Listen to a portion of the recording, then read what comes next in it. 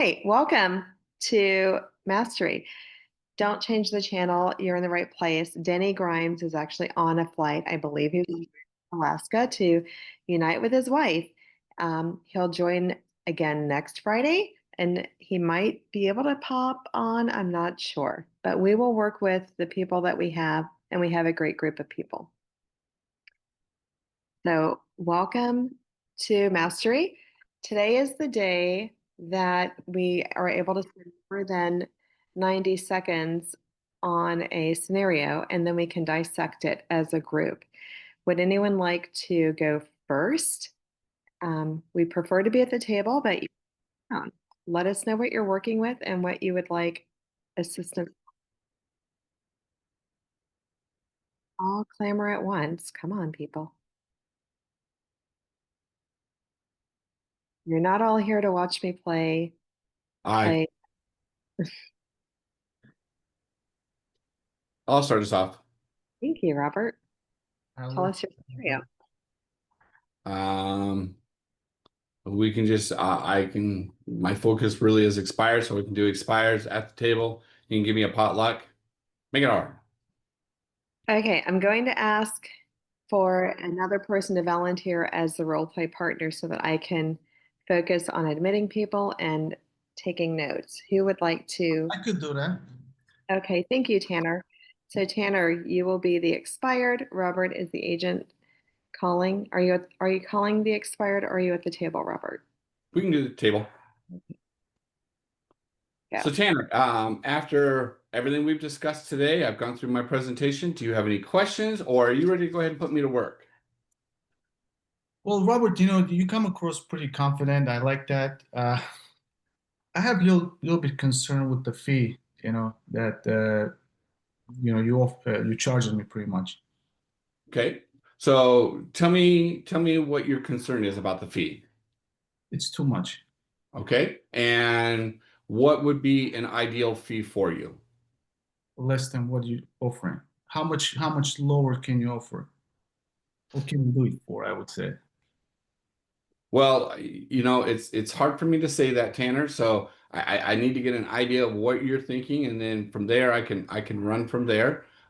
We discussed the fact of a total of 6%, 3% to me, 3% to the buyer's agent. What is a more ideal number that you have in mind? Well, definitely cannot be that number. I'm not looking to spend that much money though, to be honest. And Okay. I'm not sure what's your bottom. If you could tell me at least what's your bottom line, we could take it from there. Well, as we discussed in my presentation, Tanner, I charge a 3% fee to sell your home.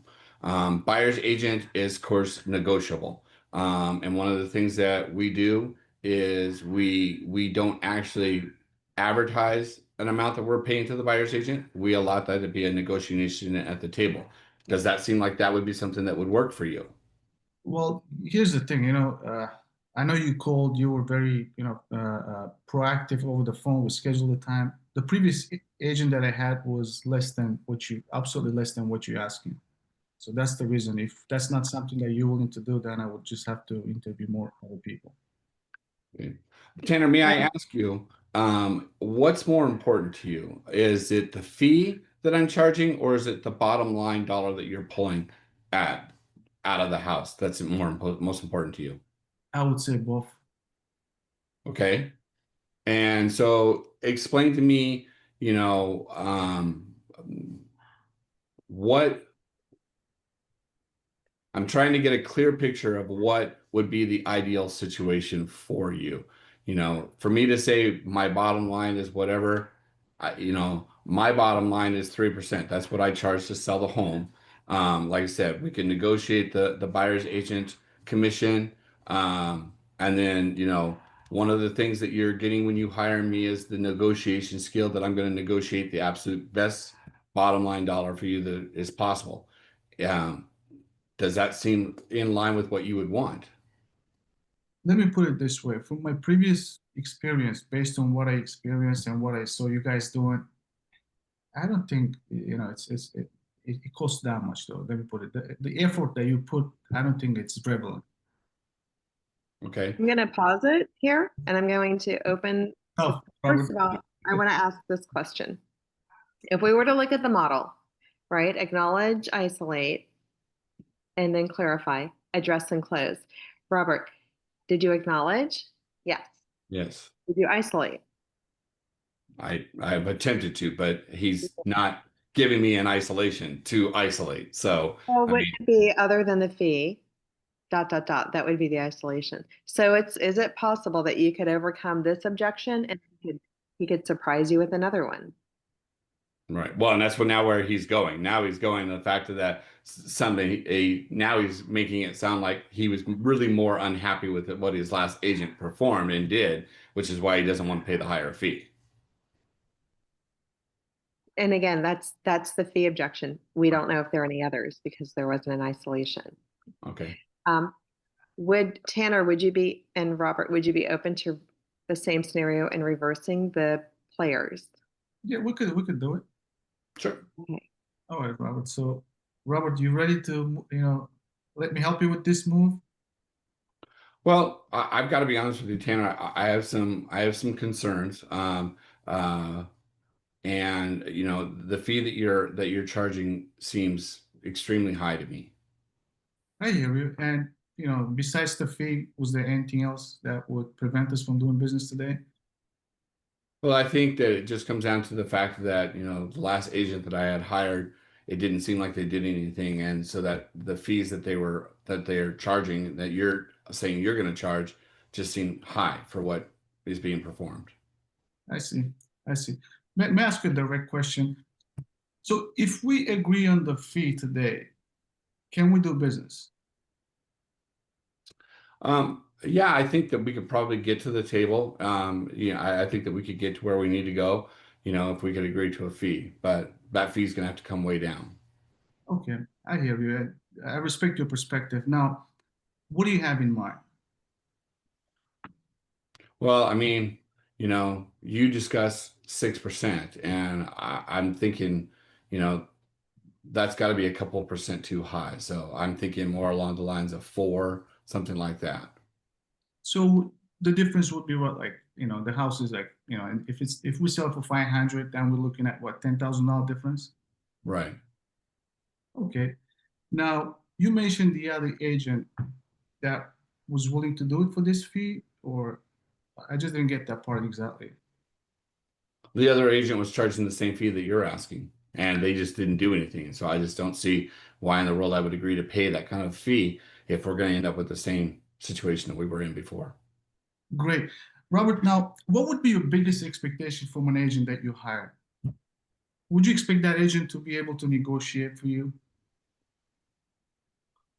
Yeah, I mean, if we could get an offer on the table, I mean, I guess the first thing is that you got to get an offer on the table. We didn't get an offer on the table before. So, I mean, once we get that offer, I mean, you would expect that agent to have some kind of skill to negotiate the best, deal for you, right? sure. Now, if I was the agent that cannot negotiate $10,000, man, I didn't. Okay, I'm sorry. Let me put it this way. So,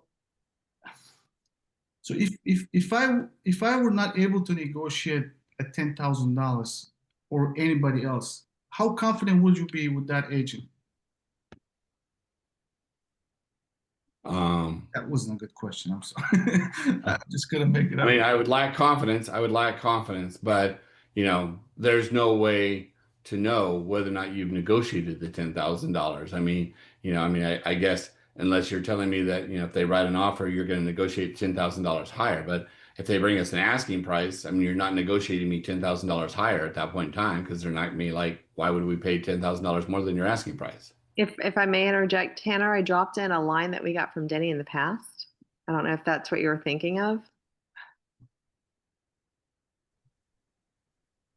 Yeah, I like that. I like that. I like that. Is Yeah. that what you were thinking of?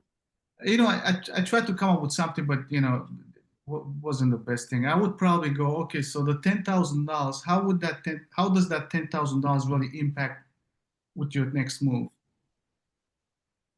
What So he said trying to save $10,000, And how does that $10,000 really impact his next move? Well, Next, it saved him money, right? But is that where you were going, or were you trying to show the value? Was your attempt to show the value of a good oh, negotiator? yeah. That's, I think, where Denny's question or something along the lines of that would So work. this is Danny's line here that if I agree to reduce my fee, the best thing you could ask me to do is leave. May I That's explain? what's that? Yeah.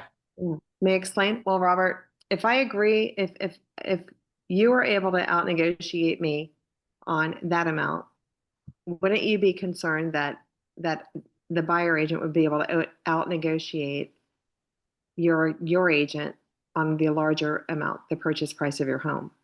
Right. Okay. Okay. If he were here, he could explain it better. But do you remember this? I can tell you when he I said it. don't I don't remember I don't remember Okay. him ever having this conversation, but that does make sense. I mean, as you just explained it, it makes sense. I mean, you're right. I mean, you know, if I sit here and let you negotiate me down $10,000, then then you've obviously are a better negotiator than I am. So Yeah. I mean, sometimes it's better to be direct, and that's like a shocking question. Probably not too many agents would ask, come that way, and it would have better impact. I like that.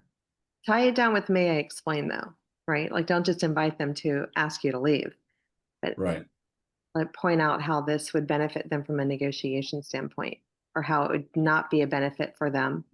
Because then if they have entertained agents who did reduce their fee, that would imply that their negotiation skills aren't as sharp as the agent that you would want when you get a purchase price on your home.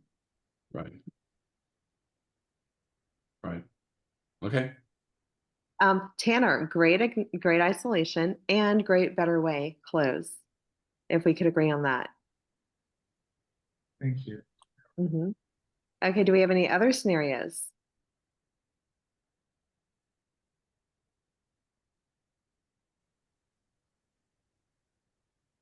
Going once, going twice.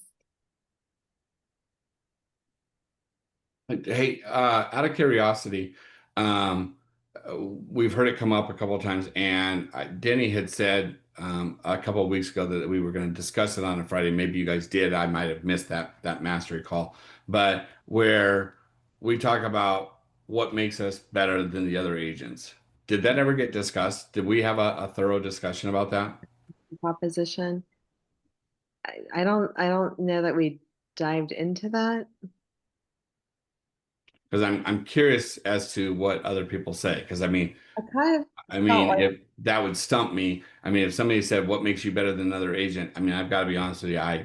That one would stump me because I'm like going, I don't know. Because in true honesty, most of us do very much similar things. I mean, some of us may I have a slightly different marketing plan or whatever, but for the most part, most of us do similar things. Well, I think we can all bake the chocolate chip cookie, but my recipe is different from yours, and that's different from Christine's and Dean's and Tanner's and so forth and so on.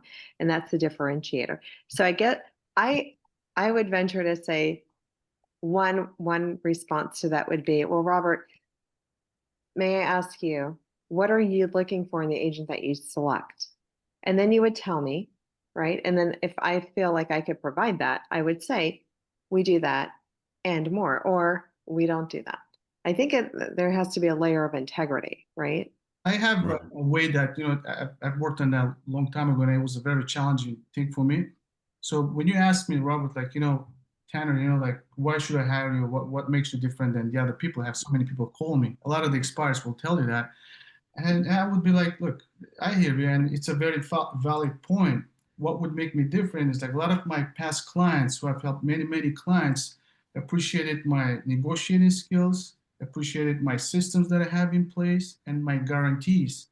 So what else would be more important to you? Then I would just throw the ball out to them, and then they would be like, oh, this is good. I like this, that. That's how I handle it. Okay. So again, going back to a food analogy, and that's a cool way to handle it, Tanner. And going back to a food analogy, I like spicy and sweet flavors of food, one or the other. And if he can find a combination, I am going to be so excited, right? But if I just went into a restaurant and asked the server, what do you recommend? And they didn't ask me what I'm looking for, it could be a slam dunk or it could be out in left field. So that's why I think coming from curiosity is helpful so we can cater the response, right? And if you have it, you have it. And if you don't, you don't. Right. I really Tanner. like Deborah's, sorry to butt in, but this morning, Deborah, Debbie, right? Is it Debbie? She said, can I explain the Four difference Ps. between, huh? The 4 Ps. Yeah, The 4 the 3 Ps. Ps versus the 4 Ps. And I thought that was a great analogy that she had. Yeah, that's actually in my bio in my listing presentation and things like that. It talks about that. So Yeah, I struggle with that as well. I think ultimately everybody is very unique. Everybody has different, experience, different way of looking things. So it's always going to be unique to other people, though. Yeah. Yeah. And in addition to what we bring, the tools that we have in our toolbox, there's also the rapport. Like you're going to be in relationship with this agent for months, a minimum of 3 months, right? Yeah. You can anticipate a minimum of 3 months you're going to be in relationship with that agent.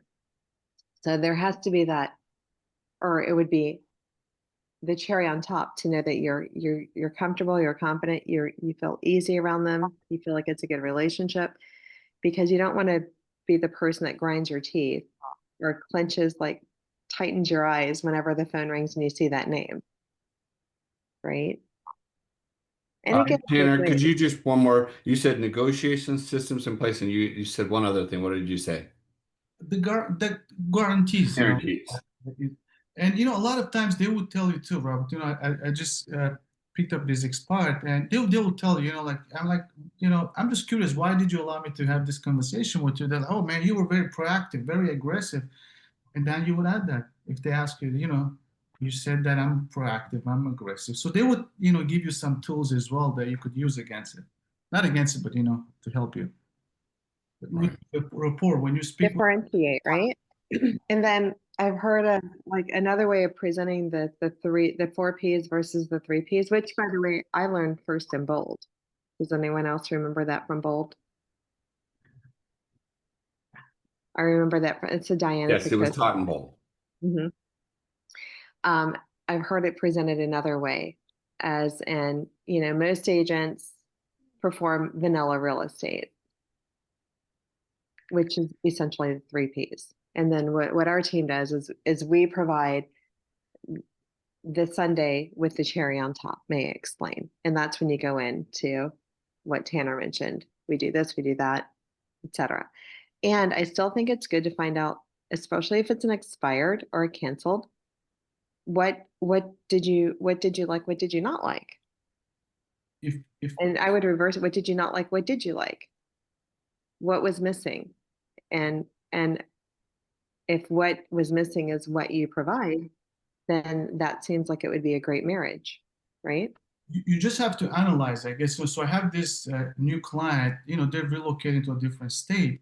So, and he asked me, he said, listen, there's like so many people call me, Tanner. I'm like, look, these are some of the things that people like, and I specialize in relocations.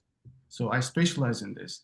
I'm not just like going to sell you home, but I will really help you with the whole process to make sure you land safely. That's my specialty.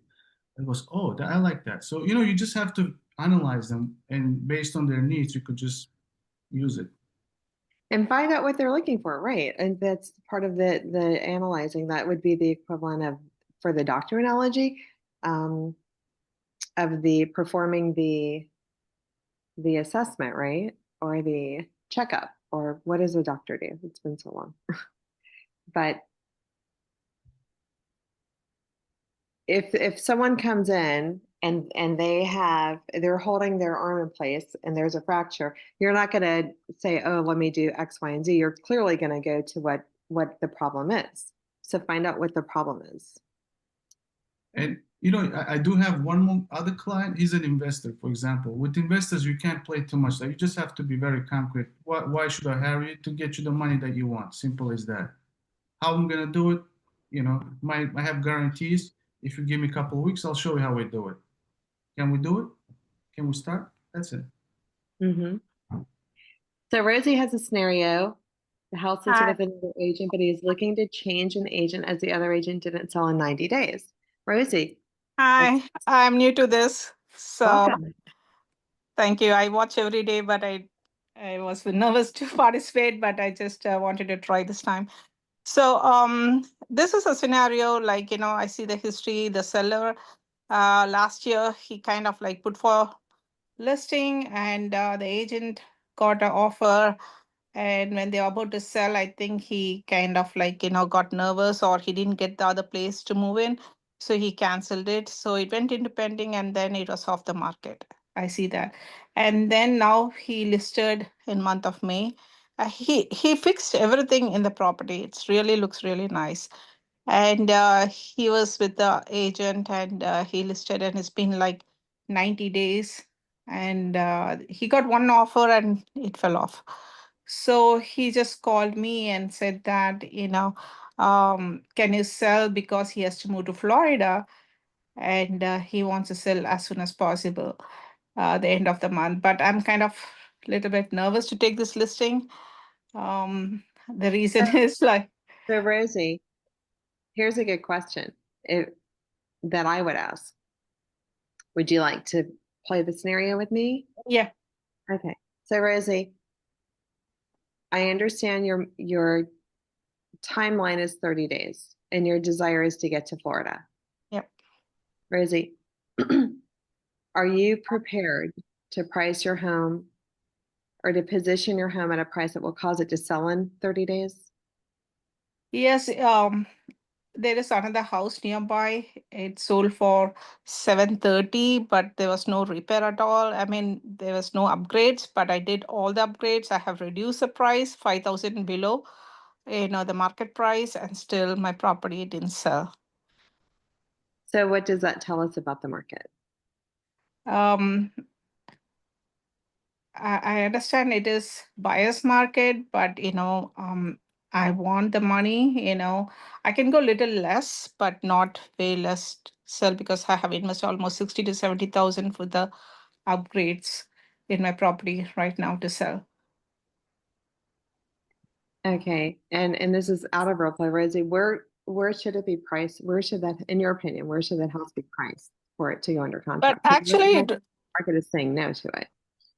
yeah, actually it is priced right because the Zillow says like 730, he priced 724. It is listed a little less, but the thing is like that area is dominated by Asians and the schools are not that great. It's average. So people around that area looks for really good school systems. So that's one thing. And it's south facing. A lot of people don't like south facing. So he got the feedback like people who came there, it's like it's a south facing, and that's the reason I'm not getting offer. So for everyone other than Rosie, I asked this question. How do we know when a house is priced right? He would definitely have had. He would have had Offers. offers. Yeah, and he would have. Did you ask him like how much demand does he get to for showings? Do people really call him for showings and stuff like that? yeah, there are people who are coming and they're seeing the property but no offers. So isn't that similar to, isn't that Oh, analogous to going into a store, picking up Rosie, well, I was going to say a dress, but let me make it a unisex item, like a blazer, because we like what we see and we pick it up and then we see the price tag and we put it down. Does that mean that we were prepared to pay that price or not prepared to pay that price? Not prepared to pay the price. So it always comes down to price. Okay. So That's he might think it's priced right, but in my opinion, if it were priced right, it would be under contract. It would have received offers. Okay. I That mean, makes sense. Yeah. Rosie, why did he reach out to you? Oh, good question. I'm not supposed to say this, but I'm because it's I hope it's not recorded. It is like, I'm an Indian, the community, there is like a lot of Indians are there. So he thinks like if we go with the Indian, it is non-Indian agent. He thought like if we go with the Indian agents, it is easy. She'll have influence over her community, and that's one of the reason he googled and he found out, and then he reached out to me. Very strange, I never get listing like that. I was so excited when I went there. I was got a little nervous. Oh, I don't want to get into trouble. This So, guy is desperate to so sell. Rosie, does he want to be in Florida? Would he like to be in Florida in 30 days, or does he have to be in Florida in 30 days? He has to be. He is going to rent a place, and he's going to sell this and buy over there. So he has to go because the school is going to start. His son is going to go to Florida and start his school sometime in August. So he's Okay. like so desperate, like he said, otherwise I have to rent it out, but I don't want to rent it out. People will not maintain it and this and that. So, But out of curiosity, what part of Florida is he moving to? Orlando. Okay. Dean, that could be if the timing were right. Right? Yeah. Yeah, he's planning Um, to buy a house. He he want to rent it a year and then buy a So- house. Two things. One, Rosie, do you if he has he engaged an agent in Orlando? Oh, I don't know yet. Yeah. I don't think so. He's renting right So- now. He said he's going to look around later. Do you know an agent that you can refer to him? No, I And- don't know anyone. No. If you reach out to me, I can give Okay. you some names. Oh, because nice. It would be great. Okay. Okay. I will put All my right. number in the chat. If Okay. Are you in Florida? I'm in I'm in Palm Beach County. I'm between Orlando and Miami. Okay. All right. if I can just share one thing, Rosie, last week, I think, Luis, if I'm not mistaken, we had a role play with Denny and similar situation came up. Mhm. Distressed property, the lady, needed certain amount of money in a shorter period of time. Again, I mean, since he reached out to you, obviously Mhm. he feels more confident, with you, I would say, right? Yeah. I would approach, look, I know you reached out to me, you want to feel comfortable, so can I be sincere with you? And then I would just like, I kind of like, when I talk pricing, I separate the properties into three categories: fair, average, and excellent condition, I would say. Mhm. The fair needs some work here and there, then the average is kind of average stuff, like they have some updates, but not perfect. And the excellent is a brand new property. And I would ask Oh. him, what do you think your property falls in? If he says, in a fair, I'm sorry? I think someone just was off of mute without Yeah. realizing. That, first we have to set the right expectation there where he feels like the property falls in. And then I'll be, look, I guarantee you, because you reached out to me, we sell homes all the time. One of the things will happen. Danny would go to Danny's 3 outcome sheet, and it's super easy. You say, listen, if we really position at this price, we will find out, and 1 or 3 things could happen. We're either going to get a lot of, we may have low to no showings. We may have showings but no offers, or the property sells. The only thing we know is that we have to see. Basically, we're not going to know this until we expose it. So where would you like to start? And then it's going to give you a number. Most likely, it's going to say that's 500. The house is 450. And I'm like, look, I just want to make sure that we're on the same page. So for 450 right now on the market, we have these houses and we have this ones for 500. As long as they understand that they cannot come after you, you will land it very easy. But even if you fail, you may fail in it. You may not have the best outcome. It's going to be experience. That's how we grow. That's true. That's true. Very true. And Rosie, I put the 3 outcome sheet in the chat. Okay. Thank you so much. Oh, you're welcome. You're welcome. Yeah. I'll reach out to you, Louis. Thank you. Okay, you're welcome. Would anyone else like to go over a scenario? Barnabas, it's good to see you. And Jesse, good to see you. Thank you. Luis, can I ask you a question? Absolutely. All right. So what I've noticed in the calls in the morning, right, for all these weeks I've been on there, is it normally starts off with something like, after all that you've seen, or after all that I've shown you, are you willing to hire me? And my question is, what have you shown, in this case, the seller? What examples have you So, shown? Yeah. so that is when we're at the table, right? And we pick up from the end of our presentation where we go for the close. So what preceded that line was the presentation of the agent. Okay. So in the presentation, you would share information about you, information about your brokerage, information about your team, how you market, how you do this, how you do that. Maybe have a timeline. Like my presentation is a timeline involved in it. I introduce the team, I introduce the timeline. We go over motivation. Love it. Love it. I admittedly, I have not done a lot of listing presentations on my own. I've always like co-broke deals and stuff like that in my past. I would be very curious to hear somebody do a listing presentation, but that's probably another phone call with a coach or something like that. I would Google. Yeah, yeah. I would Google online. I'm a Glover lover. There's Jeff Glover in Michigan, and he has a phenomenal presentation. And I would think that with the internet as it is, that you could Google Jeff Glover listing presentation and see that. Jeff Glover's big in my office, and I would definitely look at that for sure. Thank you. Here's the Mhm. goat. Yeah. He really is. Yeah. And he incorporates the timeline in his listing presentation. Okay, thank you. Which, Rosie, by the way, I think the timeline would be very encouraging for your seller to see, because there's a difference between being under contract in 30 days and being closed in 30 days. Oh, okay. Got it. Right? Thanks. Mhm.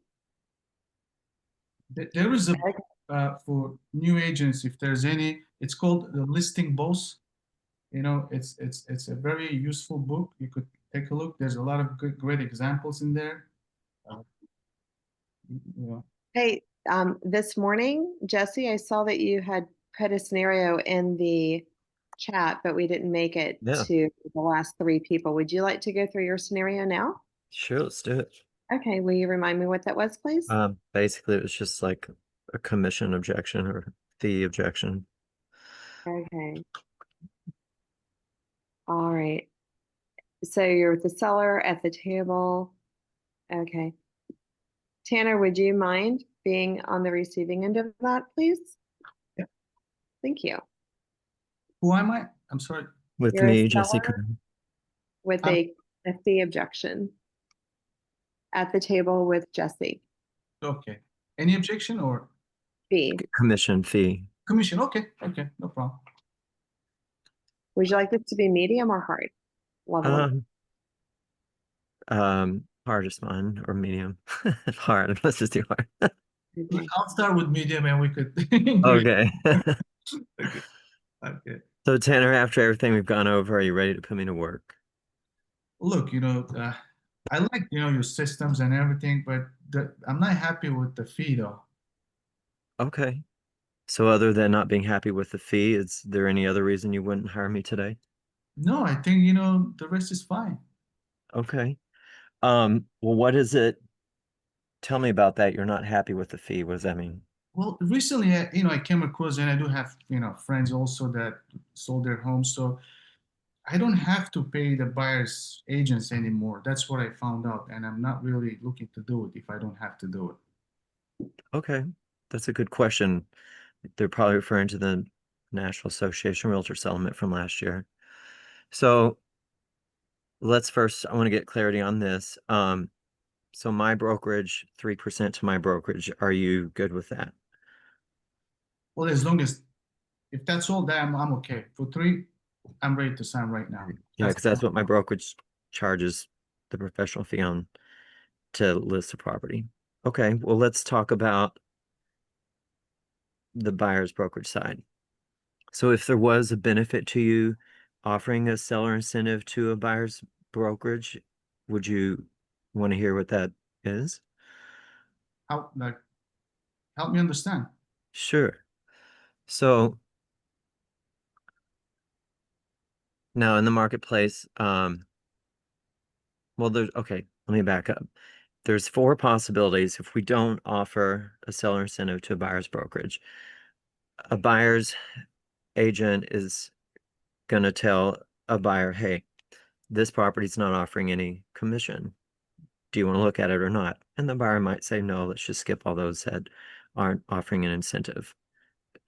2, they might just come in and write it in the offer anyway. We want 3% or whatever they've agreed to with their brokerage.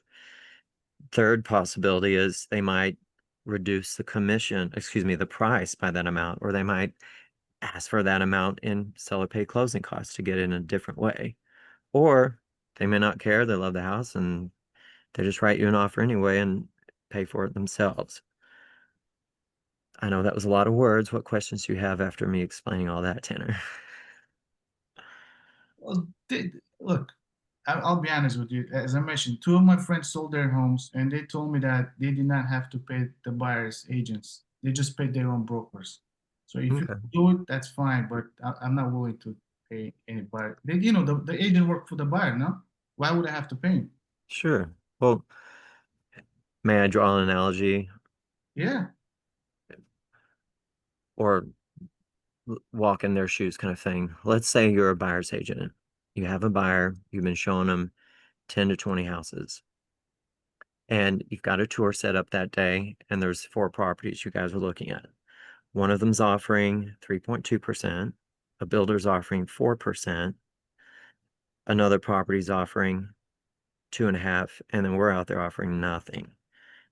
If you're that buyer's agent and you're kind of late on your car payment, which one are you going to steer that buyer to purchase?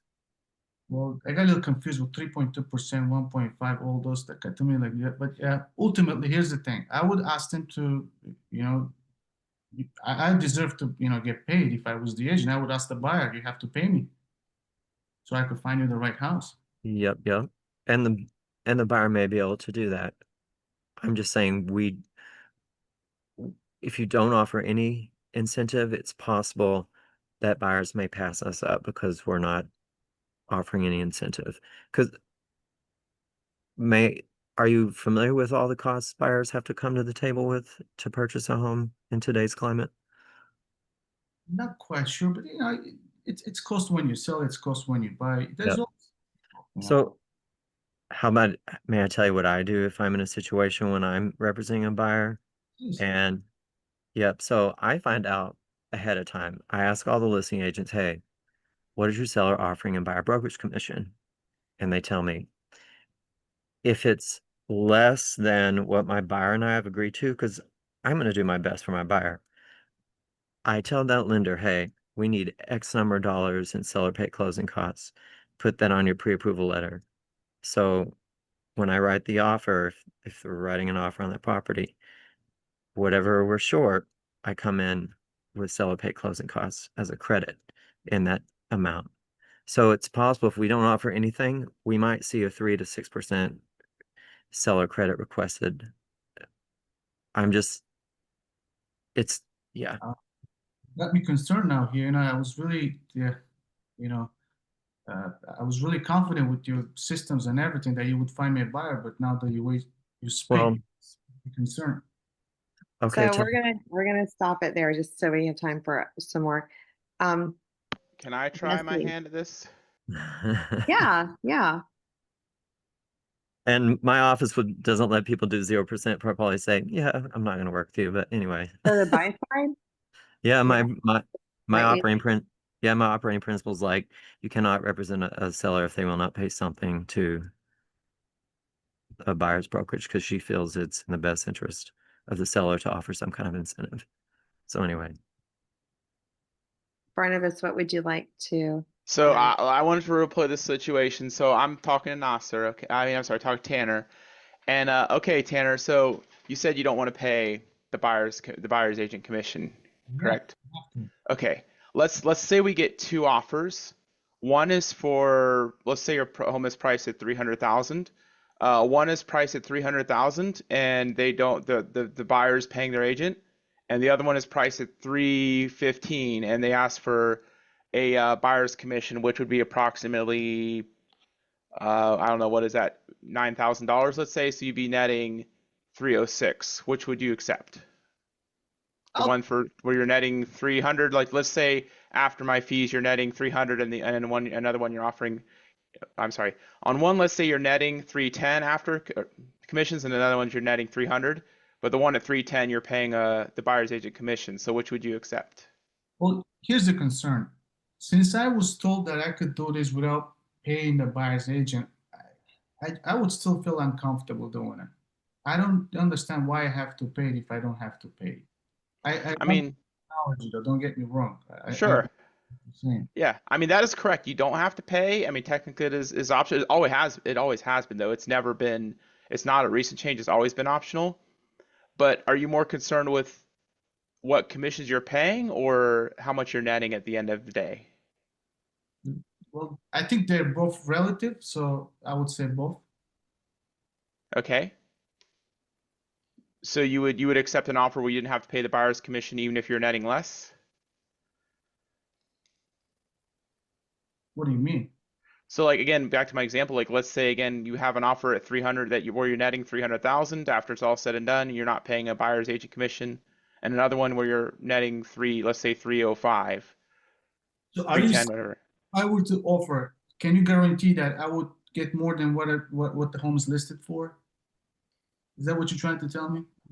I'm just providing an example. I mean, I don't know what the market is going to bring, but again, I'm just providing examples of what we, offers, just as an example of two offers that we might receive. So I'm just trying to figure out if it's more important to net max amount, or if you just don't want to pay a buyer's agent commission. Well, obviously, I want to net the most. Yeah. But there's no guarantee that by paying more, I would net more. That's why I just don't want to do it. Typically you would, but let's just put it on the market and see what offers come in, and then just accept the best one. Whether you're Again, my two friends did it without offering any buyer's agents. They did not pay nobody. okay. May I hop in? Tanner, how certain are you that your friends that sold didn't have any seller concessions? That's a good one. I don't know about that part, Luis. Mhm. Because what may I share with you what we 4 possible scenarios. Yeah. Okay.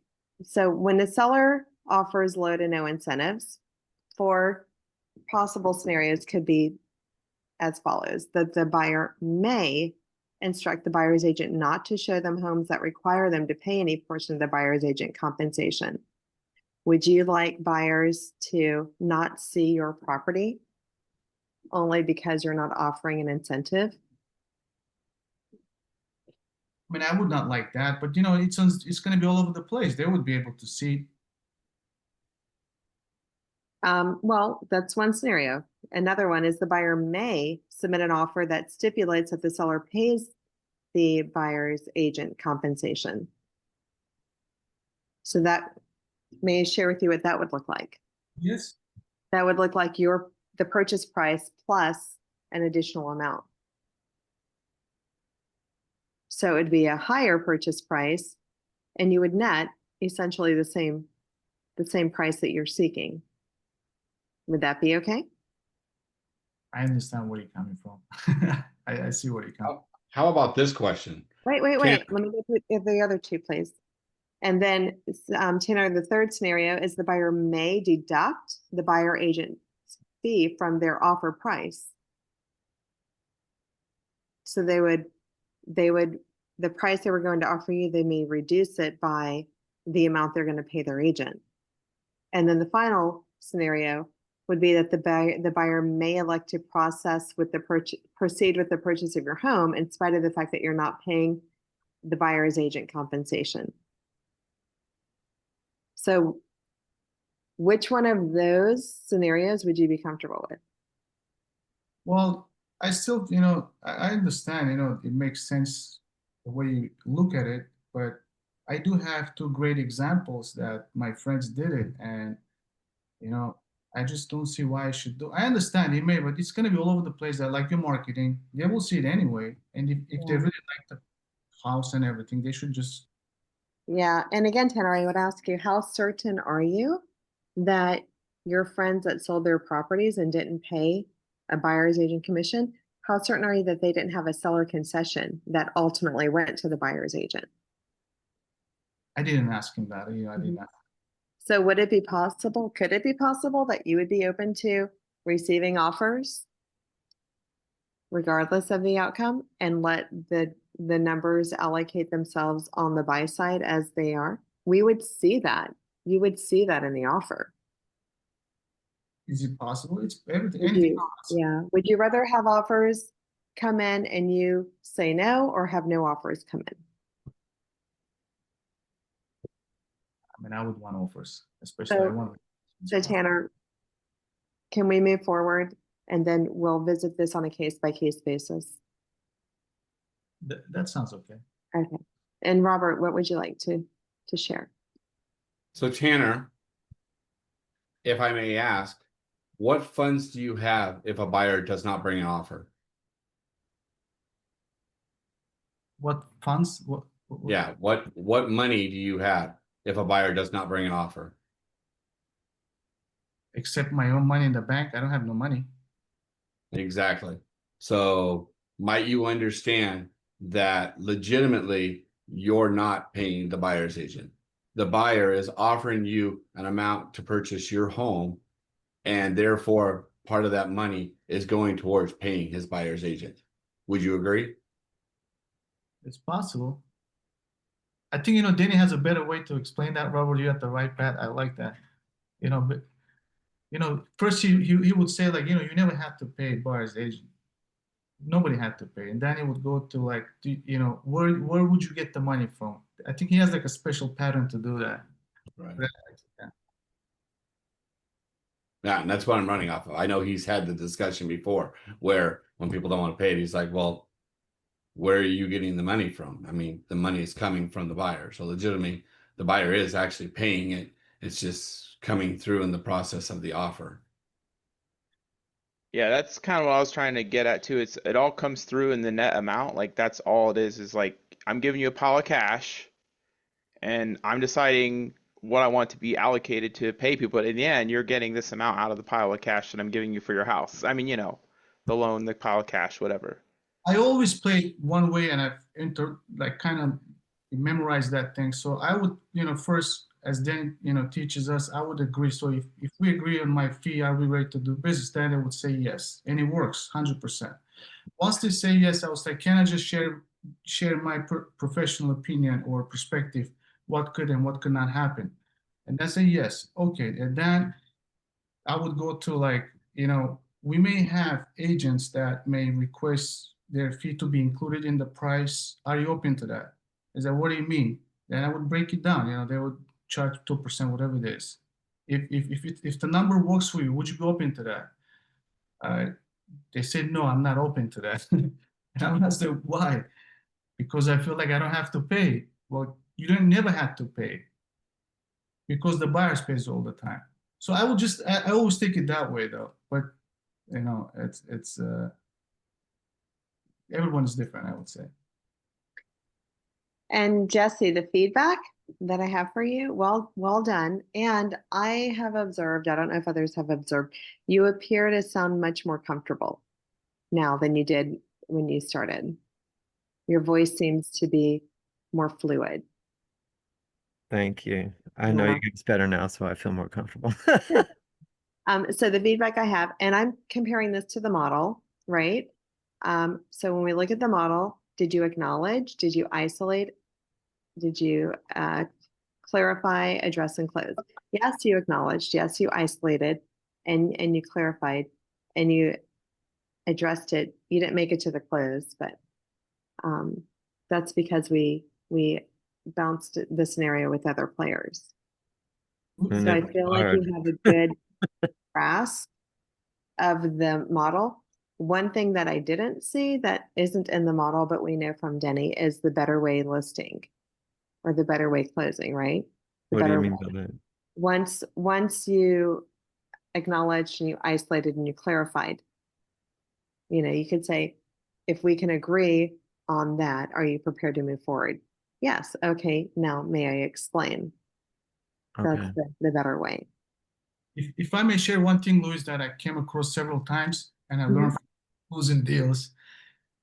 In our market, though, a lot of agents, they would go first for their fee. Now, if it was an expired and the previous agent had like, say, like a lower or somebody else interviewed with them and they gave them a lower number, and you go with the full number, trying to negotiate the buyer's agent fee as well, you would come more expensive. You would come across more expensive. They would automatically eliminate you.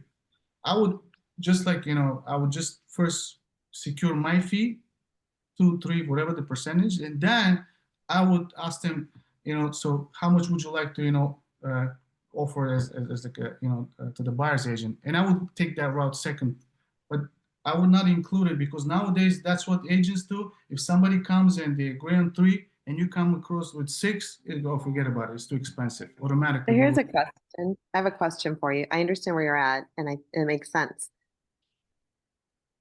And I would have done what you mentioned. I would have moved forward once we agreed on the list side fee. And then if our broker allows us to not have a fee for the buy side, and then we proceeded with the listing, when agents call and ask, what is the fee? How would you answer that? Me? Mm-hmm. What is your offer? Yeah. I for a buyer's agent, though, I would just, first I would tell Luis my fee is 2% for this deal. I'm going to represent you and I'm going to ask the buyer. Okay, so over here we just have to have authorization by you, and I would present the offer like that, 2-3%. Then I would not ask you guys offering anything, this and that. I would just include everything in the offer. That's it, and then present it. A lot of times, 85% I get approved. Nobody gives me anything. And of course, you guys have to understand that you cannot lowball and ask for full, you cannot lowball people and then ask, for the full compensation. Though you have to be reasonable with your offer too. It has to be a win-win, right? Or it should be a win-win. That's like, has to be a win-win scenario. So, and sometimes they would say, listen, they're not willing to do 3, they're willing to do, maybe like 2. Okay. If it works for you, you work. That's it. You just move on. Sometimes you'll make 2, sometimes you'll make 3. Are there any other scenarios anyone would like to address or role play?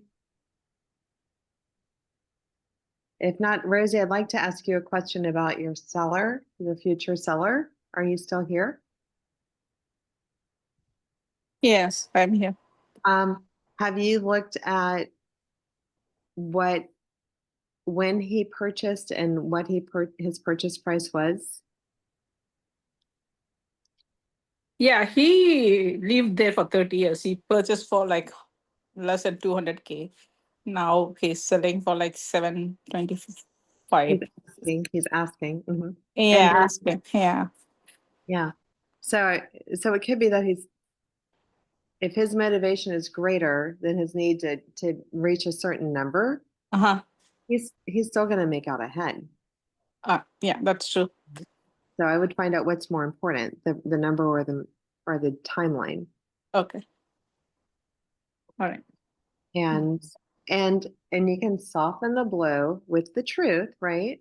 That there are people that have sold, like his acquisition price is enabling him to make a beautiful profit, even if it's less than what he would like.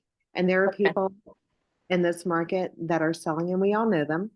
There are people in this market that are selling for a smaller profit, and they're still happy. So good for him. And I would just point out, good for him for coming in with a low acquisition price. Okay. Just go with the three outcomes. It helps a lot. I just had a mixed use property. So the property value was like a 1.2, 1.3, the max. But the seller is like, I want 1.5. I want you to list it at 1.5. So we set the expectations clearly. And then I got an offer for 1.5. It was some kind of religious group. They got a lot of donations. They came in. They were not really too much interested in knowing the market, whatever. They just gave us the money. So you never know though, but as long as you have the expectations, I guess you're fine. You don't care. Tied into your expectations, do you have a timeline?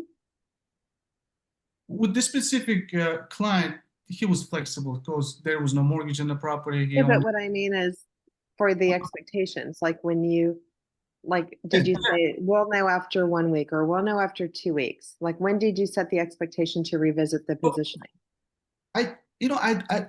Luis, so if I know that you have to be at a certain place, I'm going to have some kind of rapport with you. I know you have to be somewhere by November, I would say, right? I'm not going to do the 3 outcome sheet based on November. I would just first start with like the basic. Okay, so Luis, 1 or 3 things will happen. Okay, I just want to be very sincere with you. Then I would take it like that. And then later on, like when we do the price adjustment calls, if we have to, then I would start bringing up that November time. I'm not going to just, but obviously in 2 weeks, and I always put like, typically in this market, probably in about 2 weeks, we will find out what would happen, and I would just throw up maybe a week or 2 weeks, something like that. And then I would bring it up. Well, you know how Denny, when we have our conversations with our clients, and I have conversations with my clients weekly, everyone has a different frequency. Some people do it bi-weekly. I say, we're going to review these items, and the first thing we're going to review is this 3 outcome sheet. And I'm going to ask you each week that we talk, where are we? The first question I'm going to ask you is, where are we on that sheet? So that's what I mean. Like, I set them up to expect that question every week. And that's fine. Every week when you speak with them, give them the market update and everything, and be like, Luis, right now what do you think we are? So what would you like to do? Would you like me to continue with the same marketing strategy? Would you like to change something? Not something, but would you like us to change, reposition the property? And then a lot of times, like, what do you mean reposition the property? Then you have to explain it. Repositioning means, we come in the market fresh with the new price. What do you think about that? And then I would ask, what price? I don't know. You tell me. Obviously, we know this one didn't work. But they have that expectation, like they know they're going to have that conversation. It's not going to blindside them. That's for sure. You have to. Yeah, I think the expectations are important. Yeah, you have to. You're absolutely on point. Yeah. All right, guys, it's 1:58. Denny would probably have like some way of tying this up. I had a quick question. Not quick question. Quick comment. It's the first time here, so I'm happy to be here sharing with you guys. Somebody mentioned the listing boss, and I believe, I'm not sure, I believe they're from the same guy that wrote that book. You have a line that he uses, if I recall correctly. Will you allow my marketing plan to align with the pricing strategy? And that's very important. Yeah, he's very direct guy. If you read the book, you'll see his approach is very direct, and he gives guarantees. He has different type of guarantees. He would, yes. But it has to align with the market. So Who is it? Is it Haas Pratt? Yes. That's what I thought. So but that line is very important in the beginning, not so much having the analysis afterwards, but in the beginning, that you want to have your pricing strategy aligned with the marketing plan, because they have to work hand in hand. Depends on the client. If it's an expired, they would think that you're just one of the agents that try to push them to sell their home for less money. They just like don't trust agents most of the time. They're just like very cautious. Now, if it's a first time seller, then yeah, you could speak it, but you have to be very cautious, because they would think that you're just trying to sell the house and make your commission and move on. That's what they would say. Well, it depends on the conversation also. Yeah. It's yeah, but Well, guys, it's 2:00. Thank you so much for participating. Rosie, thanks for stepping up. Maria, thanks for stepping up. Thank you so much. Thanks, everyone. Speak more often. Thank you. Have a great weekend, all. Absolutely. Bye. Bye. Thank you.